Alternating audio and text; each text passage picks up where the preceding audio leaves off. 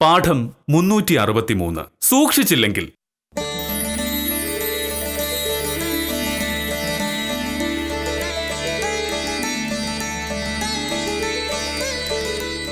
ഈശ്വരന്മാരെ, ഇന്നലെ department promotion list തയ്യാറായെന്ന് taluk ഓഫീസിലുള്ളവർ പറയുന്നത് കേട്ടു.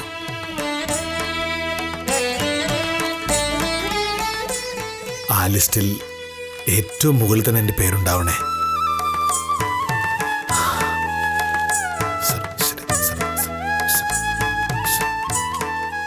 ഇത്തവണ പ്രൊമോഷൻ കിട്ടിയാലേ ഞാൻ ആഗ്രഹിക്കുന്ന പോലെ ഒരു ഉയർച്ച ഉണ്ടാവും. സത്യത്തിൽ നിങ്ങളൊക്കെ വിചാരിച്ചാലേ എന്നെ രക്ഷപ്പെടുത്താൻ പറ്റൂ. ഈശ്വര,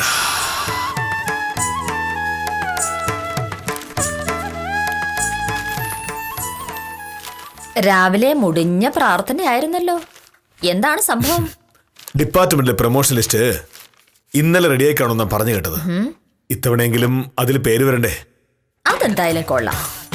ഇന്നലെ പ്രൊമോഷൻ ലിസ്റ്റ് റെഡിയായി കഴിഞ്ഞെങ്കിൽ ഇന്നിന് പ്രാർത്ഥിച്ചിരുന്നതാണ് കാര്യം. ഇന്നലെ രാവിലെ പ്രാർത്ഥിച്ചിരുന്നെങ്കിൽ എന്തെങ്കിലും ഒരു സ്കോപ്പ് ഉണ്ടായിരുന്നു. ഇനിയിപ്പോ മോഹനേട്ടന്റെ പ്രാർത്ഥന കേട്ട് ആ പേര് കൂടി ഉൾപ്പെടുത്തണമെന്ന് ദൈവം തീരുമാനിച്ചാൽ പോലും അത് പാടല്ലേ. അല്ലെങ്കിൽ പിന്നെ ലിസ്റ്റിൽ നിന്ന് ആരുടെയെങ്കിലും പേര് വെട്ടി മോഹനേട്ടന്റെ പേര് എഴുതി ചേർക്കണം. അങ്ങനെ ചെയ്യാൻ ദൈവം സെക്രട്ടേറിയറ്റിലെ ക്ലർക്കൊന്നും അല്ലല്ലോ. രാവിലെ തന്നെ ദൈവം നിന്ന് വേണ്ട. നിന്റെ ഈ തർക്കം കാരണമാ ദൈവം എന്നോട് പോലും ഒരു പരിഗണന കാണിക്കാത്തത്. മോഹനേട്ടനോട് ദൈവം എന്തു പരിഗണന കാണിക്കാതുള്ളത്? ആവശ്യത്തിന് ബുദ്ധി തന്നു. അത് ഒരിത്തിരി കൂടിപ്പോയെന്ന് മാത്രമേ എനിക്ക് സംശയമുള്ളൂ. നല്ല സൗന്ദര്യം തന്നു, ആരോഗ്യം തന്നു, നല്ല ഒന്നാന്തരം ഒരു ജോലിയും തന്നു. ഈ ചെറിയ പ്രായത്തിൽ വില്ലേജ് ഓഫീസറായി എത്ര പേരുണ്ട്? ഇതൊന്നും പോരാഞ്ഞ് സുന്ദരിയും സുശീലയും ബുദ്ധിശാലിയും സർവോപരി സ്നേഹസമ്പന്നയുമായ ഒരു ഭാര്യയെ തന്നു. ഇത് കൂടുതൽ ഇനി എന്ത് വേണം? അവസാനം പറഞ്ഞ ആ വസ്തുവിന്റെ കാര്യത്തിൽ എനിക്കൊരു സംശയമുണ്ട്. സുന്ദരിയാണോന്ന് ചോദിച്ചാ വേണമെങ്കിൽ പറയാം. സുശീല എന്ന വാക്കിനർത്ഥം നല്ല ശീലങ്ങളുള്ളവൾ എന്നാണ്. അങ്ങനെ ഒരു സംഭവം ഞാൻ കണ്ടിട്ടില്ല. പിന്നെ ബുദ്ധിശാലി, കൊലക്കേസിലെയും മോഷണ കേസിലെയും പ്രതികളെ നുണ പറഞ്ഞ് രക്ഷപ്പെടുത്തുന്നതാണ് ബുദ്ധിയെങ്കിൽ അതുണ്ട്. സ്നേഹസമ്പന്ന എന്ന് പറഞ്ഞതിൽ യാതൊരു കഴമ്പുമില്ല. രാവിലെ ഈശ്വരനെ പ്രാർത്ഥിക്കുന്ന ഭർത്താവിനെ കളിയാക്കുന്ന ഭാര്യയ്ക്ക് ഭർത്താവിനോട് സ്നേഹമില്ല, ഈശ്വരനോട് സ്നേഹമില്ല. ഞാൻ കളിയാക്കിയതല്ലല്ലോ മോഹനേട്ടാ. ഒരു പ്രൊമോഷന്റെ കാര്യം പറഞ്ഞ് മോഹനേട്ടൻ പ്രാർത്ഥന തുടങ്ങിയിട്ട് കുറെ കാലായില്ലേ. ഇപ്പൊ ദൈവത്തിന് പോലെ തോന്നുന്നുണ്ടാവും ഈ മോഹനേട്ടന് വേറൊന്നും പ്രാർത്ഥിക്കാനില്ലേ എന്ന്. എന്റെ മോഹനേട്ടാ, പ്രൊമോഷനൊക്കെ പ്രൊമോഷന്റെ സമയത്ത് ഇങ്ങ് വരും.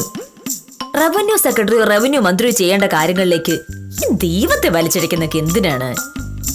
നിന്റെ ഈ പരിഹാസമൊക്കെ തീരും ഭാമേ. ഞാൻ ഇത്തവണ പ്രൊമോഷൻ കിട്ടി ഡെപ്യൂട്ടി തഹസിൽദാരെന്ന് ആയിക്കോട്ടെ, പിന്നെ അങ്ങോട്ട് വെച്ചടി വെച്ചടി വെച്ചടി കയറ്റാണ്. 4-5 കൊല്ലം കൊണ്ട് ഞാൻ തഹസിൽദാരാവും. ഒരു തഹസിൽദാർ എന്ന് പറഞ്ഞാൽ ആരാ? തഹസിൽദാർ എന്ന് പറഞ്ഞാൽ തഹസിൽദാർ. തഹസിൽദാരായി കുറച്ച് കഴിയുമ്പോ ബാക്കി പറയല്ലേ. കളക്ടറാകും, റവന്യൂ സെക്രട്ടറി ആകും, റവന്യൂ മന്ത്രിയാകും, മുഖ്യമന്ത്രിയാകും. ഇതൊക്കെ വർഷങ്ങളായിട്ട് ഞാൻ കേൾക്കണതല്ലേ. ഭാമേ, ഞാൻ ജില്ലാ കളക്ടറായി ഈ നാട്ടിലൂടെ ഇങ്ങനെ പറന്നു നടക്കും. നാട്ടുകാർ സ്നേഹപൂർവ്വം മോഹനേഷ സാറിനെ പോലും കളക്ടർ കിട്ടിയത് ഈ നാടിന്റെ ഭാഗ്യം, ഈ നാടിന്റെ ഭാഗ്യമാണ് എന്ന് പറയും. മേലുദ്യോഗസ്ഥർ മോഹനേഷിനെ കണ്ടു പഠിക്ക്, മോഹനേഷിനെ കണ്ടു പഠിക്ക് എന്ന് മറ്റുള്ള ഉദ്യോഗസ്ഥന്മാരോട് പറയും. പത്രങ്ങളിലും ടിവിയിലും എന്നെ പറ്റിയുള്ള വാർത്തകൾ വരും. അന്നും നീ മജിസ്ട്രേറ്റ് കോടതിയില് പോക്കറ്റടിക്കാരുടെ കേസ് വായിച്ച് നടക്കുന്ന ഒരു സാധാ വക്കീലായിരിക്കും.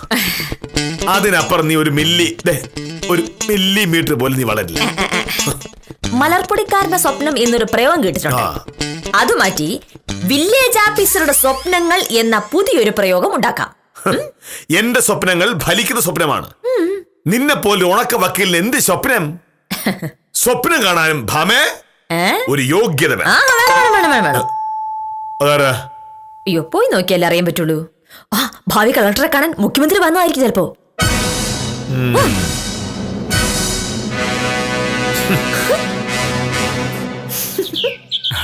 Good morning sir. നമസ്കാരം. ഞാൻ പ്രിയദർശൻ. സിഗ്മ ബിസിനസ് ഗ്രൂപ്പിന്റെ MD ചന്ദ്രശേഖര സാറിന്റെ മാനേജറാണ്. ഒന്ന് നേരിൽ കാണാൻ സാറ് പറഞ്ഞുകൊണ്ട് വന്നതാ. ഓ, എന്താ കാര്യം? പോക്കുവരവോ കൈവശാവകാശ സർട്ടിഫിക്കറ്റോ? അയ്യോ, ഞാൻ വന്നതേ വക്കീലിനൊന്ന് കാണാനാ. ഒരു കേസിന്റെ കാര്യം പറയാൻ. എന്ത് കേസ്? എന്ത് കേസാ? വക്കീൽ കേട്ടിട്ടുണ്ടാവും, സിഗ്മ ഗ്രൂപ്പും ഗവൺമെന്റും തമ്മിൽ ഒരു തർക്കം നിലവിലുണ്ട്. ഞങ്ങളുടെ പുതിയ ബിസിനസിന്റെ ലൈസൻസിന്റെ കാര്യത്തിലാണ്. ഉവ്വ്, ഞാനത് പത്രത്തിൽ വായിച്ചിരുന്നു. സർക്കാരിനെതിരെ സിഗ്മ ഗ്രൂപ്പ് ഹൈക്കോടതിയിൽ പോവാണെന്ന് ഇന്നലത്തെ പത്രത്തിൽ ഉണ്ടായിരുന്നല്ലോ. ഉവ്വ്, ഹൈക്കോടതിയിൽ ഞങ്ങൾക്ക് വേണ്ടി വാദിക്കാൻ വക്കീലിന് പറ്റുമോന്നറിയാനാ ഞാൻ വന്നത്. ഞാനോ?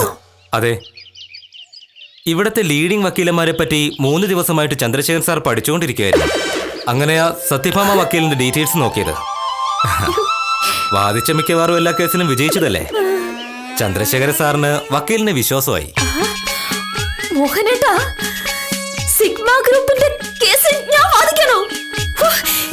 എനിക്കത് വിശ്വസിക്കാനേ പറ്റുന്നില്ല. ചന്ദ്രശേഖര സാർ ഒരു പ്രത്യേക ടൈപ്പാ. പേരും പ്രശസ്തിയുള്ള വക്കീലന്മാരെക്കാൾ കഴിവുള്ള വക്കീലന്മാരെയാ സാറ് നോക്കുന്നത്. ഇന്ന് 11 മണിക്ക് വക്കീലിന്റെ ഓഫീസിൽ വന്ന് കാണാൻ സാറ് റെഡിയാ. വക്കീലിനെ കണ്ട് ഒന്ന് അനുവാദം ചോദിക്കാൻ പറഞ്ഞുവിട്ട് തന്നെ. അയ്യോ, അതിനൊന്ന് ഫോൺ വിളിച്ചാൽ മതിയായിരുന്നു. വെറുതെ ഇവിടെ വരെ വന്ന് ബുദ്ധിമുട്ടേണ്ട യാതൊരു കാര്യമില്ലായിരുന്നു. ഞാൻ പറഞ്ഞില്ലേ, ചന്ദ്രശേഖർ സാർ ഒരു പ്രത്യേക ടൈപ്പാ. ഇത്തരം കാര്യങ്ങൾ നേരിട്ട് വന്ന് പറയുന്നതാ പുള്ളിക്കാരന്റെ ഒരു രീതി. കേസ് ഏറ്റെടുക്കാൻ വക്കീൽ തയ്യാറാണെങ്കിൽ സാറും അഡ്വാൻസ് ആയിട്ട് ഓഫീസിൽ വരും. അയ്യോ, കേസ് ഏറ്റെടുക്കാൻ എനിക്കെന്താ മടി? പ്രത്യേകിച്ച് ഹൈക്കോടതിയിലെ കേസല്ലേ. ഒരു വക്കീലിന് ഇതിൽ പരം സന്തോഷിക്കാൻ വേറെ എന്ത് വേണം, അല്ലേ മോഹനേട്ടാ? അപ്പൊ സാറിനോട് പറഞ്ഞോളൂ ഞാൻ തയ്യാറാണെന്ന്. 11 മണിക്ക് ഓഫീസിൽ കാണാം. വലിയ ഉപകാരം. ശരി.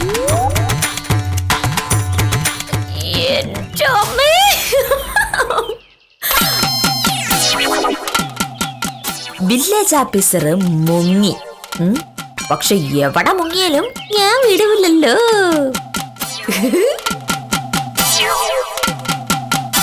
മോഹനേട്ടാ, ഞാനങ്ങ് പേടിച്ചുപോയി. ചന്ദ്രശേഖർ സാറിന്റെ മാനേജരോട് സംസാരിച്ചിട്ട് തിരിഞ്ഞു നോക്കിയപ്പോഴേക്കും മോഹനേട്ടനെ കണ്ടില്ല. പെട്ടെന്ന് ഞാൻ കരുതിയത് മോഹനേട്ടൻ മാഞ്ഞുപോയെന്നോ. അല്ല, ഭാര്യയെ പറ്റിയും ഭാര്യയുടെ ജോലിയെ പറ്റിയും കുറ്റം പറഞ്ഞ് കൃത്യം 1.5 മിനിറ്റ് ആയപ്പോഴേക്കും ഭാര്യയ്ക്ക് അവളുടെ തൊഴിലിൽ കിട്ടാവുന്ന ഏറ്റവും നല്ല അവസരം കിട്ടിയെന്ന് അറിയുമ്പോൾ മാഞ്ഞു പോവുക എന്നതാണ് ഭർത്താവിന് ഏറ്റവും നല്ലത്. പക്ഷേ മനുഷ്യർക്ക് മാഞ്ഞു പോകാനുള്ള കഴിവ് ദൈവം കൊടുത്തിട്ടില്ലല്ലോ. കുറച്ചു മുന്നേ മോഹനേട്ടൻ എന്താണ് പറഞ്ഞത്? ഞാൻ സ്ഥിരമായി ദൈവനിന്ദ പറയുന്നത് കൊണ്ടാണ് മോഹനേട്ടന് പ്രമോഷൻ കിട്ടാത്തത് എന്ന്. ഞാൻ ചെയ്യുന്ന തെറ്റിന് മോഹനേട്ടനെ ശിക്ഷിക്കുന്ന ദൈവം എന്തിനാണ് എനിക്ക് പ്രമോഷൻ ശരിയാക്കി തന്നത്? പ്രമോഷനോ? നിനക്കോ? എന്താണ് സംശയം? കുറച്ചു മുന്നേ മോഹനേട്ടൻ പറഞ്ഞതേ ഉള്ളൂ, മോഹനേട്ടൻ ജില്ലാ കളക്ടറായി ഞെളിഞ്ഞു നടക്കുമ്പോഴും ഞാൻ മജിസ്ട്രേറ്റ് കോടതിയിൽ പോക്കറ്റടി കേസ് വാദിച്ചു നടക്കുന്ന സാധാ വക്കീലായിരിക്കുമെന്ന്. എന്നിട്ട് ഇപ്പോഴെന്താണ് സംഭവിച്ചത്? ചന്ദ്രശേഖര സാറിന്റെ കേസ് ഞാൻ വാദിക്കുന്നത് മജിസ്ട്രേറ്റ് കോടതിയിലല്ല, സെഷൻസിലുമല്ല, ജില്ലാ കോടതിയിലുമല്ല, സാക്ഷാൽ കേരള ഹൈക്കോടതിയിൽ. ഇത് പ്രമോഷൻ അല്ലേ? ഏയ്, പ്രമോഷൻ എന്ന് പറഞ്ഞാൽ മാത്രം പോരാ, ഡബിൾ പ്രമോഷൻ. ഒരുമാതിരി വില്ലേജ് ഓഫീസറെ നേരിട്ട് കളക്ടർ ആവുന്നത് പോലെ. ഹൈക്കോടതിയിൽ കേസ് വാദിക്കുന്നതാണോ ഏറ്റവും വലിയ കാര്യം? അല്ല, പക്ഷേ ഞാനിപ്പോ തുടങ്ങിയിട്ടല്ലേ ഉള്ളൂ. ആദ്യം ഹൈക്കോടതിയില്. ആ കേസ് ഒന്ന് ജയിച്ചു കഴിഞ്ഞാൽ പിന്നത്തെ കേസ് സുപ്രീം കോടതിയിലായിരിക്കുമല്ലോ. സുപ്രീം കോടതി എന്ന് വെച്ചാൽ എന്താണ് സംഭവം? സുപ്രീം കോടതി എന്ന് വെച്ചാൽ സുപ്രീം കോടതി. അങ്ങനെ അങ്ങ് പറഞ്ഞാ പോരാ. മോഹനേട്ടൻ സുപ്രീം കോടതി എന്ന് കേട്ടിട്ടല്ലേ ഉള്ളൂ. ഇതുവരെ അവിടെ പോകാനോ കാണാനോ പറ്റിയിട്ടുണ്ടോ? ഇല്ലല്ലോ. ഞാൻ വലിയ വലിയ കേസുകൾ വാദിക്കാൻ പോകുമ്പോൾ മോഹനേട്ടനെ കൂടെ കൊണ്ടുപോകാം. അല്ല, അങ്ങനെയെങ്കിലും മോഹനയുടെ സുപ്രീം കോടതി ഒന്ന് കാണട്ടെ. അയ്യോ, അങ്ങനെ സുപ്രീം കോടതിയിലൊക്കെ പോയി വരണമെങ്കിൽ 4-5 ദിവസം വേണ്ടേ? മോഹനേട്ടൻ എത്ര ലീവ് കിട്ടുമോ? ഒരു സാധാ വില്ലേജ് ഓഫീസർ 2 ദിവസത്തിൽ കൂടുതൽ ലീവ് എടുത്താൽ അത് പ്രശ്നമാവില്ലേ?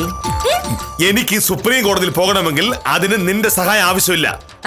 ഇപ്പൊ നീ പറഞ്ഞത് ഒരു സ്വപ്നത്തിന്റെ കഥയാണ്, ഒരു വക്കീലിന്റെ പാഴ്ക്കിനാവ്. മലർപ്പൊടിക്കാരന്റെ സ്വപ്നത്തിന് ഇതിനേക്കാൾ യുക്തി ഉണ്ടായിരുന്നു.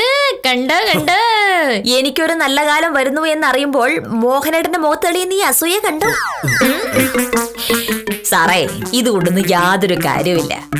സത്യഭാമയ്ക്ക് ഇനി ജീവിതത്തിൽ വച്ചടി കയറ്റമായിരിക്കും. അതാരായിരിക്കും?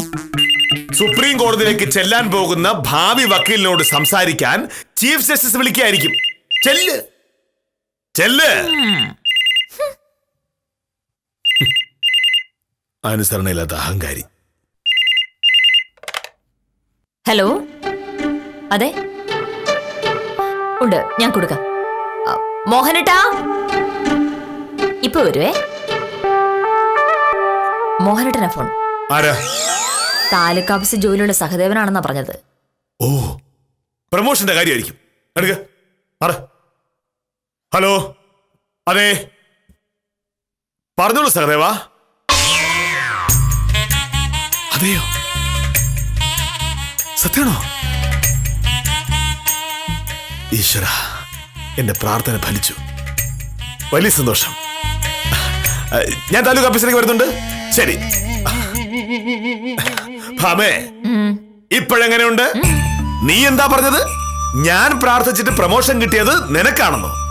ഞാൻ പ്രാർത്ഥിച്ചെങ്കിൽ അതിന്റെ ഫലം എനിക്ക് കിട്ടും. മോഹനകൃഷ്ണൻ അങ്ങനെ ഡെപ്യൂട്ടി തഹസിൽദാറായി. നീ ഹൈക്കോടതിയിലും സുപ്രീം കോടതിയിലും പോകുമ്പോ ഞാൻ നോക്കിയിരിക്കുന്നല്ലേ നീ പറഞ്ഞത്? ഞാൻ നോക്കിയിരിക്കും. പഴയ വില്ലേജ് ഓഫീസറായിട്ടല്ല, ഡെപ്യൂട്ടി തഹസിൽദാറായിട്ട്. സഹദേവൻ പറയാ ചെലവ് ചെയ്യണമെന്ന്. ഞാൻ പറഞ്ഞു ഞാൻ താലൂക്ക് ഓഫീസിലേക്ക് വരാം എന്ന്. പക്ഷേ ഞാൻ ഇനി താലൂക്ക് ഓഫീസിലേക്ക് ചെല്ലുന്നത് പഴയ വില്ലേജ് ഓഫീസറായിട്ടല്ല, ഡെപ്യൂട്ടി തഹസിൽദാറായിട്ടായിരിക്കും. പറയുന്നത് കേട്ടിട്ടുണ്ടെങ്കിൽ ഇന്ത്യൻ പ്രധാനമന്ത്രി ആയെന്ന് തോന്നും. ഒന്നും ആയിട്ടില്ലേ. ഡെപ്യൂട്ടി തഹസിൽദാരെന്ന് പറഞ്ഞിട്ട് ആനയൊന്നും അല്ലല്ലോ.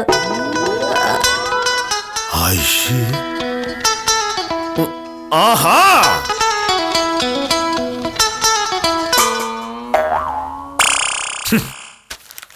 കഷ്ടം. നിന്റെ സ്വപ്നങ്ങളിൽ ഇത്ര പെട്ടെന്ന് ഇങ്ങനെ ഒരു കരിനിഴൽ വീഴുമെന്ന് ഞാൻ കരുതിയതേയില്ല ഭാമേ. എന്റെ സ്വപ്നങ്ങളോ? എന്റെ സ്വപ്നങ്ങൾക്ക് എന്ത് പറ്റി? പറ്റിയല്ലോ. എന്ത്? ഹൈക്കോടതിയിൽ ഒരു കേസ് വാദിക്കാൻ അവസരം കിട്ടിയപ്പോഴേ നിനക്ക് അഹങ്കാരം തുടങ്ങി. ആ കേസ് നീ ജയിക്കുമെന്ന് പോലും ഒരു ഉറപ്പില്ല. ആദ്യത്തെ കേസ് നീ ഹൈക്കോടതി തോറ്റ. ആ വക്കീലിനെ പിന്നെ ആരെങ്കിലും മൈൻഡ് ചെയ്യൂ? പിന്നൊരു കേസ് കിട്ടുമോ? ഇല്ല. പക്ഷേ എന്റെ കാര്യമോ? എനിക്ക് പ്രമോഷൻ കിട്ടിക്കഴിഞ്ഞു. ഇനി ഒരിക്കലും എനിക്ക് ആ ജോലിയിൽ നിന്ന് പിന്നോട്ട് പോകേണ്ടി വരികയേയില്ല. ചുരുക്കി പറഞ്ഞാൽ ദൈവം കേട്ടത് എന്റെ പ്രാർത്ഥനയാണ്. സാധാരണ ഭാര്യമാർ ഭർത്താവിന് ഉദ്യോഗേറ്റം കിട്ടിക്കഴിയുമ്പോ ആഹ്ലാദം കൊണ്ട് തുള്ളിച്ചാടും. പക്ഷെ നീയോ? നിന്റെ മുഖത്ത് കാണുന്ന ഈ അസൂയ കാണുമ്പോ എനിക്ക് നിന്നോട് സഹതാപം തോന്നുകയാണ്. എനിക്കൊരു അസൂയൊന്നുമില്ല.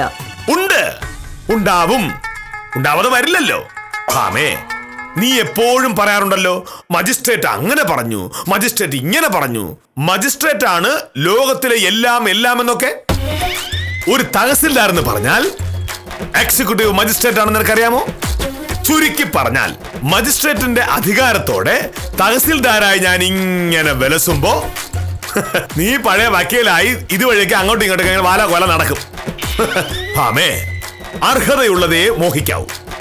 നീ ഒറ്റയടിക്ക് സുപ്രീം കോടതി പോകുന്ന കാര്യമാണ് ആഗ്രഹിച്ചത്. നീ എന്താ പറഞ്ഞത്? എന്നെ കൊണ്ടുപോയി സുപ്രീം കോടതി കാണിച്ചു തരാമെന്നോ? എനിക്ക് നിന്റെ കൂടെ വരാൻ നേരമില്ലല്ലോ. ഞാൻ വളരെ തിരക്കുള്ള ഒരു ഡെപ്യൂട്ടി തഹസിൽദാറാണ്. എന്നെ പോലുള്ളവർ കാഴ്ചയും കണ്ടു നടന്നാൽ നാടിന്റെ അവസ്ഥ എന്താവും? അതുകൊണ്ട് സുപ്രീം കോടതിയിൽ നീ ഒറ്റയ്ക്ക് പോയാ മതി. എനിക്ക് സുപ്രീം കോടതിയിൽ കേസ് കിട്ടില്ല എന്നുള്ള പ്രതീക്ഷയല്ലേ മോഹനേട്ടൻ ഇങ്ങനെയൊക്കെ പറയുന്നത്? അത് വെറുതെയാണ് മോഹനേട്ടൻ. എന്റെ പേര് അഡ്വക്കേറ്റ് സത്യഭാമ എന്നാണെങ്കിൽ ഞാൻ സുപ്രീം കോടതിയിൽ വക്കീലായിരിക്കും. അങ്ങനെ സുപ്രീം കോടതി വക്കീലായി ഡൽഹിയിൽ സ്ഥിരതാമസമായി കഴിയുമ്പോൾ കൂട്ടിൻ്റെ ഒരാളില്ലാതെ ഡെപ്യൂട്ടി തഹസിൽദാര് മൂക്കോണ്ടേക്ഷ എന്ന് വരയ്ക്കും. ഭക്ഷണം ഉണ്ടാക്കി തരാൻ ഒരാളില്ല, ഷർട്ട് മുണ്ട് അലക്കി തേച്ച് തരാൻ ആളില്ല, തോന്നുമ്പോൾ മെക്കിട്ട് കയറാൻ ആളില്ല. ഒടുവിൽ മോഹനേട്ടൻ പറയും, ഭാമേ എനിക്ക് നീയില്ലാതെ പറ്റില്ല, നീ തിരിച്ചു വാ എന്ന്. അപ്പൊ ഞാൻ പറയും, നടക്കില്ല മോഹനേട്ടാ. മോഹനേട്ടൻ ലീവ് എടുത്ത് ഡൽഹിക്ക് പോരേ എന്ന്. അല്ലെങ്കിലും ഞാൻ അത്ര വലിയ വക്കീലായി കഴിയുമ്പോ മോഹനേട്ടൻ ഈ ജോലിയുടെ ആവശ്യം എന്താണ്?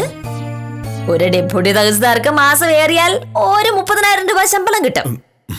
സുപ്രീം കോടതി വക്കീലിന് അത്രയും കാശുണ്ടാക്കാൻ 3 ദിവസമല്ല 3 മണിക്കൂർ മതി. ഉത്തമൻ വന്നു. എനിക്ക് പ്രൊമോഷൻ കിട്ടിയ കാര്യം ആദ്യം ഉത്തമൻ അറിയട്ടെ. ആ വാർത്ത കേൾക്കുമ്പോൾ നിനക്കുണ്ടായതുപോലെ അസൂയായിരിക്കില്ല ഉത്തമന്റെ മുഖത്ത്, സന്തോഷവും അഭിമാനവുമായിരിക്കും. എനിക്ക് ഹൈക്കോടതി കേസ് കിട്ടിയ കാര്യം അറിയുമ്പോഴും ഉത്തമന് അഭിമാനമായിരിക്കും. ആ കാര്യം ആദ്യം പറയട്ടെ. ആദ്യം ഞാൻ പറയും, അത് കഴിഞ്ഞിട്ട് നീ പറഞ്ഞാൽ മതി. സ്ത്രീകൾ ആദ്യം എന്നതാണ് ലോക നിയമം, അതുകൊണ്ട് ആദ്യം ഞാൻ പറയും. അത് സ്ത്രീകളുടെ സ്വഭാവമുള്ള സ്ത്രീകളുടെ കാര്യം. നിനക്ക് കാണ്ടാമൃഗത്തിന്റെ സ്വഭാവമാണല്ലോ. നമസ്കാരമുണ്ട് സാർ. വന്നോ? ഞാനേ വേലായുധന്റെ വസ്തു പോക്കുവരവ് ചെയ്യുന്ന കാര്യം ഒന്ന് ഓർമ്മിപ്പിക്കാൻ വേണ്ടി വന്നതാണ്. വേലായുധന്റെ പോക്കുവരവ് മോഹനകൃഷ്ണൻ വില്ലേജ് ഓഫീസറായിട്ടിരിക്കുമ്പോ നടക്കില്ല. നടക്കൂലേ സാറേ? കടലാസുകളൊക്കെ ശരിയാണ് സാറേ. അപ്പീൽ കാലാവധി തീരുന്ന മുറയ്ക്ക് പോക്കുവരവ് ചെയ്ത് തരാമെന്ന് സാർ അന്ന് സമ്മതിച്ചതുമാണ്. അതെ, അപ്പീൽ കാലാവധി എന്ന് പറഞ്ഞാൽ 30 ദിവസം. അതിൽ 12 ദിവസമേ കഴിഞ്ഞിട്ടുള്ളൂ. ഇനി ബാക്കി 18 ദിവസം കൂടിയുണ്ട്. അല്ല, അതെനിക്കറിയാം സാറേ. ആ 18 ദിവസം കഴിഞ്ഞിട്ട് പോക്കുവരവ് ചെയ്താൽ മതി. അതിനു മുമ്പേ വേറെ ഒന്നും ചെയ്യേണ്ടതില്ലല്ലോ എന്ന് വേലായുധൻ എന്നോട് ചോദിച്ചു. അത് അന്വേഷിക്കാൻ വേണ്ടി വന്നതാണ്. വന്ന ഉടനെ എന്നെ പോക്കുവരവ് നടക്കൂല എന്ന് പറഞ്ഞത് കേട്ടപ്പോ ഞാനങ്ങ് പേടിച്ചു. ഞാൻ പോക്കുവരവ് നടക്കില്ല എന്നല്ല പറഞ്ഞത്. പിന്നെ മോഹനകൃഷ്ണൻ വില്ലേജ് ഓഫീസറായിട്ടിരിക്കുമ്പോ പോക്കുവരവ് നടക്കില്ല എന്നാണ്. എനിക്ക് മനസ്സിലായില്ല സാറേ. ഉത്തമ, കെ മോഹനകൃഷ്ണൻ ഇനി വില്ലേജ് ഓഫീസർ അല്ല. സാറേ അങ്ങോട്ട് പറ, അങ്ങോട്ട് സാറേ. എന്തോന്ന്? Deputy tahsildar K Mohanakrishnan. എന്റെ പൊന്നേ സാറേ, പ്രൊമോഷൻ ലിസ്റ്റ് ഇന്നലെ സർക്കാർ അംഗീകരിച്ചു. അതിൽ കെ മോഹനകൃഷ്ണന്റെ പേരുണ്ട്. ഉത്തരവ് 2 ദിവസത്തിനുള്ളിൽ വരും. അതോടെ village officer Mohanakrishnan deputy tahsildar K മോഹനകൃഷ്ണനായി മാറും. പിന്നെ ഞാൻ എങ്ങനെ വേലായുധന്റെ പോക്കുവരവൊക്കെ നടത്തും? സത്യം തന്നെയാണ് ഈ പറയുന്നത്. പച്ച പരമാർത്ഥം. ഇത്തരം കാര്യങ്ങൾ കെ മോഹനകൃഷ്ണൻ കള്ളം പറയാൻ തോന്നുന്നുണ്ടോ? അത് കൊള്ളാലോ. നമുക്കൊന്നും ആഘോഷിക്കണ്ടേ വക്കീലേ? അയ്യോ ഇല്ല, വക്കീൽ ഇത് ആഘോഷിക്കാൻ കൂടില്ല. കാരണം എനിക്ക് ഈ ആയുസിൽ പ്രൊമോഷൻ കിട്ടില്ല എന്നും ഞാൻ എന്നും വില്ലേജ് ഓഫീസറായിട്ട് മാത്രം അങ്ങ് ഇരിക്കുമെന്നും ഇവള് കരുതി. അങ്ങനെയുള്ള ഇവൾ എങ്ങനെ എന്റെ ഉദ്യോഗ കയറ്റം ആഘോഷിക്കാൻ വരും? അത് സാറ് പറഞ്ഞാൽ കാര്യമുണ്ട്. വക്കീലിന്റെ മുഖത്ത് എന്താണ് സന്തോഷം ഇല്ലാത്തത്? എങ്ങനെ സന്തോഷിക്കും? ഇത്തരം നിസ്സാര വാർത്തകൾ കേട്ടാൽ സന്തോഷിക്കാവുന്ന ഒരു മാനസികാവസ്ഥയിലല്ലോ ഞാനിപ്പോ. ഉത്തമന് സിഗ്മ ഗ്രൂപ്പിനെ പറ്റി അറിയോ? അയ്യോ പിന്നെ, ആ ചന്ദ്രശേഖർ സാറിനെ അല്ലേ? എനിക്കറിയാം. ചന്ദ്രശേഖർ സാറിന് വേണ്ടി ഹൈക്കോടതിയിൽ കേസ് വാദിക്കാൻ പോകുന്നത് ആരാണ്? ഞാൻ, ഈ അഡ്വക്കേറ്റ് സത്യഭാമ. ഹൈക്കോടതിയിലെ കേസ് എന്ന് പറഞ്ഞ ചെറിയ കാര്യമാണ് ഉത്തമ. പ്രത്യേകിച്ച് ചന്ദ്രശേഖർ സാറിനെ പോലൊരാളുടെ കേസ്. എന്ത് ചെയ്യാ, ഞാൻ തന്നെ വാദിക്കണമെന്ന് പുള്ളിക്കാരൻ ഒരേ നിർബന്ധം. അഡ്വാൻസുമായി 11 മണിക്ക് ഓഫീസിൽ വരാനിരിക്കുക. അപ്പൊ വക്കീല് ലോട്ടറി അടിച്ചു. ഹൈക്കോടതിയിൽ ഒരു കേസ് കിട്ടാന്ന് പറഞ്ഞ ചെറിയ കാര്യമാണോ? ഇതിന് ചെലവുണ്ടേ വക്കീലെ? ഞാൻ ചെലവ് ചെയ്യൂത്തമാ. എനിക്ക് വില്ലേജ് ഓഫീസറെ പോലെ പിശുക്കില്ലല്ലോ. നാളെ മുതൽ ഡെപ്യൂട്ടി തഹസിൽദാരെ പോലെ എന്ന് പറയേണ്ടി വരും. പറഞ്ഞു പഠിച്ചോ. എന്തായാലും എന്റെ ജീവിതത്തിലെ ഒരു വലിയ മോഹമായിരുന്നു ഹൈക്കോടതിയിൽ ഒരു വലിയ കേസ് വാദിക്കണമെന്ന്. അതെന്തായാലും സാധിച്ചു. ചന്ദ്രശേഖർ സാർ അഡ്വാൻസുമായിട്ട് വന്നിട്ടുണ്ടെങ്കിൽ ആ നിമിഷം ഞാൻ ഉത്തമന് ചെലവ് ചെയ്തിരിക്കും. പക്ഷേ ചന്ദ്രശേഖർ സാർ അഡ്വാൻസുമായിട്ട് ഇങ്ങോട്ട് വരില്ലല്ലോ. വരില്ലേ? വരുമെന്നാണല്ലോ മാനേജർ പറഞ്ഞത്. ആ വന്നത് ചന്ദ്രശേഖർ സാറിന്റെ മാനേജർ അല്ലല്ലോ. എന്നാര് പറഞ്ഞു? ഞാൻ. ഉത്തമ, വില്ലേജ് ഓഫീസിന്റെ അടുത്ത് സ്റ്റേഷനറി കട നടത്തുന്ന പ്രിയദർശനാണ് ഇവിടെ വന്നത്. അതും ഞാൻ പറഞ്ഞിട്ട്. ഉത്തമ, ഇന്ന് ഏപ്രിൽ 1. ഭാമ ഭാമയെ കാര്യമായിട്ട് എങ്ങനെ പറ്റിക്കാമെന്ന് കഴിഞ്ഞ 2 ദിവസമായി ഞാൻ ആലോചിക്കുകയായിരുന്നു. അപ്പോഴാണ് ഇന്നലത്തെ പത്രത്തിൽ സിഗ്മ ഗ്രൂപ്പ് സർക്കാരിനെതിരെ കേസ് കൊടുക്കാൻ പോകുന്നു എന്ന് വായിച്ചത്. ഉടനെ ഞാൻ തീരുമാനിച്ചു ആ കേസിന്റെ കാര്യം പറഞ്ഞ് എവിടെ പറ്റിക്കാമെന്ന്. ഇന്നലെ ആഫീസിൽ നിന്ന് വരുന്ന വഴി പ്രിയദർശനെ വിളിച്ച് ഈ കേസിന്റെ കാര്യങ്ങളൊക്കെ പറഞ്ഞു പഠിപ്പിച്ചു. ഞാൻ പറഞ്ഞതുപോലെ തന്നെ പ്രിയദർശൻ ഇവിടെ ഒന്ന് പറയുകയും ചെയ്തു. സത്യവാക്കുകളെല്ലാം വെള്ളതൊടാതെ വിഴുങ്ങി. സത്യമാണോ മോനേട്ടാ? പകൽ പോലെ സത്യം. അല്ലെങ്കിൽ തന്നെ നിന്നെ കേസേൽപ്പിക്കണമായിരുന്നെങ്കിൽ ചന്ദ്രശേഖരൻ സാറ് നേരെ ആഫീസിലേക്കല്ലേ വരുമായിരുന്നുള്ളൂ. ആരെങ്കിലും മാനേജറെ പറഞ്ഞ് വീട്ടിലേക്ക് വിടൂ. അതുപോലും ആലോചിക്കാനുള്ള ബുദ്ധിയില്ലാത്ത നീയാണ് ഹൈക്കോടതിയിൽ പോകുന്നത്. ഈ ഏപ്രിൽ 1 ഇനി ഒരിക്കലും നീ മറക്കില്ല.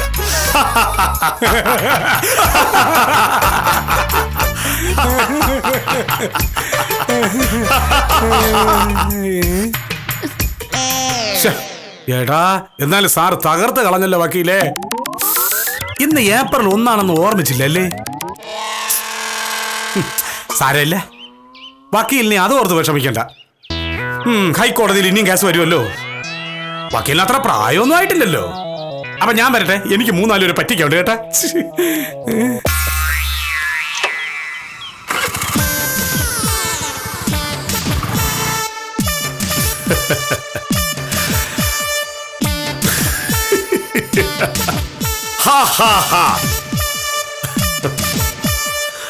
മോഹനേട്ടാ, എന്തോ എന്നാലും മോഹനേട്ടൻ ഇങ്ങനൊരു ബുദ്ധി കാണിച്ചു കളയുമെന്ന് ഞാൻ സ്വപ്നത്തിൽ പോലും കരുതിയില്ല. ഇതെന്തായാലും കുറച്ച് കടന്നുപോയി. ഒട്ടുമില്ല.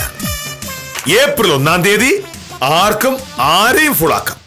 വലിയ പ്രധാനമന്ത്രി വരെ ഫുള്ളാക്കിയിരിക്കുന്നു. പിന്നെയാണ് ഒരു വാക്യവര്.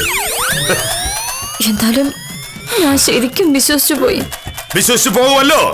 അതാണ് കെ മോഹനകൃഷ്ണന്റെ ബുദ്ധി. ചുമ്മാതല്ല ഞാൻ ഈ ചെറിയ പ്രായത്തിൽ സർക്കാർ സർവീസിൽ കയറിയതും, വളരെ ചെറിയ പ്രായത്തിൽ വില്ലേജ് ഓഫീസർ ആയതും, തീരെ ചെറിയ പ്രായത്തിൽ തന്നെ ഡെപ്യൂട്ടി തഹസിൽദാർ ആകാൻ പോകുന്നതും. സഹദേവൻ വിളിച്ചപ്പോ എന്നോട് ചോദിക്കുക, ഇത്ര ചെറുപ്പത്തിൽ ഇത് സാധിച്ചെടുത്തല്ലോ മോഹനകൃഷ്ണ സാറേ എന്ന്. പക്ഷെ സഹദേവൻ വിളിച്ചില്ലല്ലോ. സഹദേവൻ വിളിച്ചല്ലോ. സഹദേവനാണല്ലോ പ്രമോഷന്റെ കാര്യം പറഞ്ഞത്. പക്ഷേ അത് സഹദേവനായിരുന്നില്ലല്ലോ. ഞങ്ങളുടെ വക്കീൽ ആഫീസിലെ ഗുമസ്തൻ മത്തായി ചേട്ടനായിരുന്നു.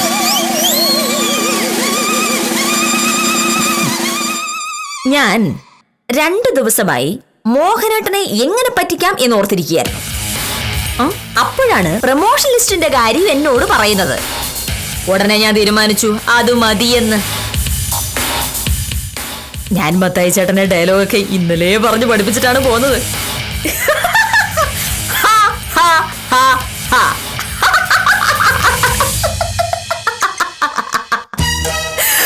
അയ്യോ, നേരാണോ ബാമ? നേരാണ്. വേണമെങ്കിൽ സഹദേവനെ വിളിച്ച് ചോദിച്ചോളൂ.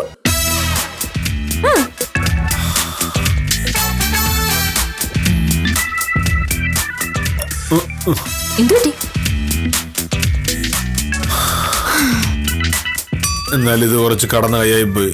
അയ്യോ, ഒട്ടുമല്ല. ഏപ്രിൽ 1 തീയതി ആർക്കും ആരെയും ഫൂളാക്കാം. വലിയ പ്രധാനമന്ത്രിമാരെ വരെ പറ്റിച്ചിരിക്കുന്നു. പിന്നെ വില്ലേജ് ഓഫീസറെ. എന്നാലും ഞാൻ ശരിക്കും വിശ്വസിച്ചു പോയി. വിശ്വസിച്ചു പോവുമല്ലോ.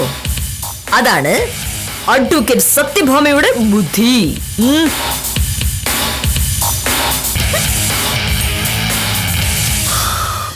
എങ്കിൽ പിന്നെ ഞാൻ ഒരു കാര്യം പറയട്ടെ? പറഞ്ഞോളൂ. നീ എന്നെയും പറ്റിച്ചു, ഞാൻ നിന്നെയും പറ്റിച്ചു. ഇനി വേറെ ആരും അറിയണ്ടതാമേ. എന്നെ പറ്റിച്ചവർ ഉത്തമനോട് പറഞ്ഞല്ലോ. വേറെ ആരോടും പറയണ്ട, ഞാൻ ഉത്തമനോട് പറഞ്ഞോളാം. എന്നാ പിന്നെ വേറെ ആരും അറിയണ്ട. ഏപ്രിൽ 1 തീയതി ആരെയും ആർക്കും കളിയാക്കാമെന്ന കീഴ്വഴക്കത്തിന് നൂറ്റാണ്ടുകളുടെ പഴക്കമുണ്ടെന്നാണ് ചരിത്രരേഖകളിൽ കാണുന്നത്. ചരിത്രത്തിൽ പലരും പലരെയും കളിയാക്കിയിട്ടുണ്ടാവാം. പക്ഷേ ഈ ഭാര്യയും ഭർത്താവും പരസ്പരം കളിയാക്കിയതുപോലെ ആരും ആരെയും കളിയാക്കിയിട്ടുണ്ടാവില്ല. ഏപ്രിൽ ഫൂളുകളെ അവിടെ വിട്ട് കാര്യം നിസാരം തുടരുന്നു.